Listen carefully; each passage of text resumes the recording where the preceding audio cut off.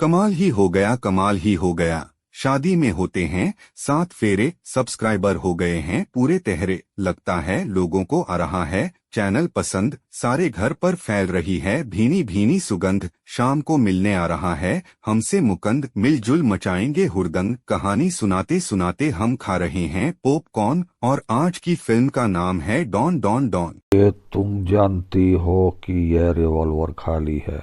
मैं जानता हूँ कि यह रिवॉल्वर खाली है, लेकिन पुलिस नहीं जानती कि यह रिवॉल्वर खाली है।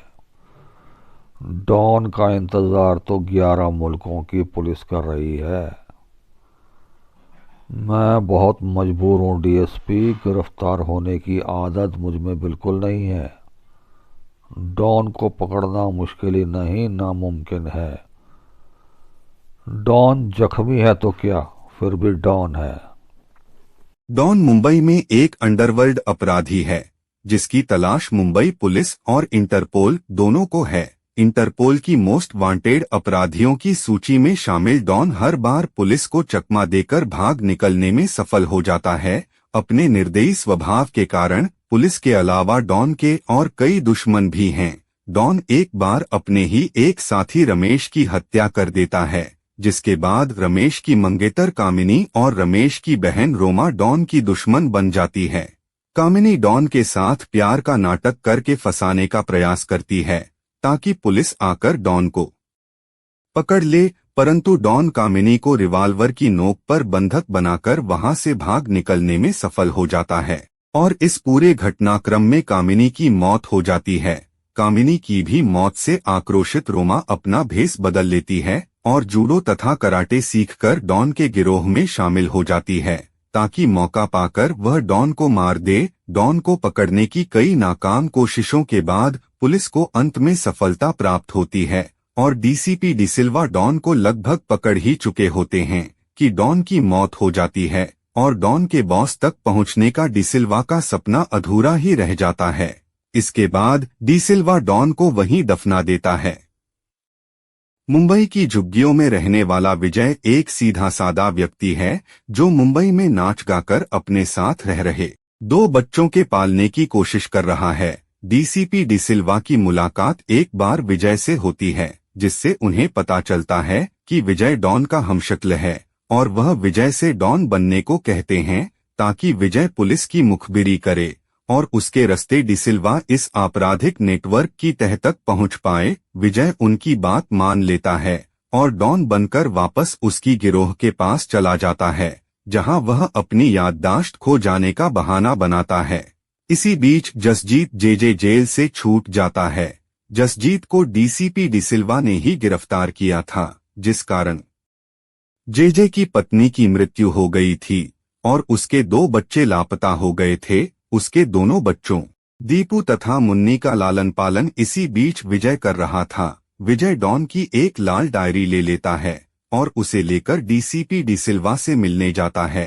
रोमा भी उसके साथ जाती है और वहां उसे अकेला पाकर वह उस पर हमला कर देती है। डिसिल्वा ऐन वक्त पर आकर रोमा को विजय की असलियत बताते हैं और इसके बाद रोमा भी विजय के साथ मिल जाती है। विजय वह डायरी डिसिल्वा को दे देता है और उसे पढ़कर उन्हें पता चलता है कि डॉन के बॉस का नाम वर्धान है, परंतु उसके बारे में इससे अधिक जानकारी उस डायरी में नहीं लिखी होती। धीरे धीरे विजय को डॉन के बारे में और अधिक जानकारी मिलती जाती है और एक दिन रोमा की सहायता से वह घोषणा कर देता है कि उसकी याददाश्त वापस आ चुकी है। इसी खुशी में एक पार्टी होती है जिसमें पुलिस की रेड पड़ जाती है। इस रेड में गोलीबारी में डीसीपी डिसिल्वा बुरी तरह घायल हो जाते हैं और पुलिस विजय को डॉन समझकर पकड़ लेती है। विजय उन लोगों को सच बताता है, जिसके बाद पुलिस वाले उसे डीसीपी डिसिल्वा के पास अस्पताल ले जाते हैं, किंतु कुछ बोल पाने से पहले ही डीसीपी डिसिल्वा की मृत्यु हो जाती है।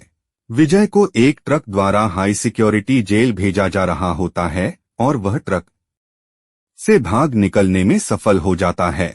इसके बाद वह स्वयं को निर्दोष साबित करने के लिए रोमा की मदद से खुद कोई तरकीब सोचने लगता है। विजय इस घटनाक्रम में बुरी तरह उलझ जाता है क्योंकि पुलिस यह मानने से इनकार कर देती है कि वह विजय हैं और साथ ही डॉन के अंडरवर्ल्ड गिरोह को यह पता चल जाता है कि वह वास्तव में डॉन नहीं है।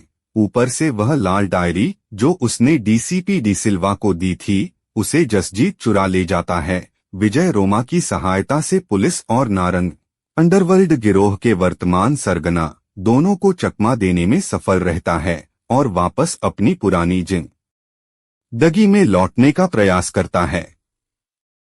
विजय इंटरपोल के अफसर आर के मलिक से मिलने की कोशिश करता है ताकि वह अपनी बेगुनाही साबित कर सके। तब उसे पता चलता है कि जिसे वह अब तक इंटरपोल अफसर आर के मलिक समझ रहा था वह ही वास्तव में वरदान है, जो असली आर के मलिक को अगवा कर उनका भेष लेकर बैठा है। उसे यह भी पता चलता है कि डीसीपी डिसिल्वा की हत्या भी वरदान ने ही की थी। विजय यह बात पुलिस के अन्य अधिकारियों को बताने का प्रयास करता है, लेकिन वे लोग उसकी बातों पर विश्वास नहीं करते। इसके बाद विजय वरदान के सभी गुंडों से खुद ही लड़ता है और इसी बीच रोमा भी वह लाल डायरी ढूंढकर ले आती है। इसी लड़ाई में एक गुंडा रोमा से वह डायरी छीनकर उसे जला देता है।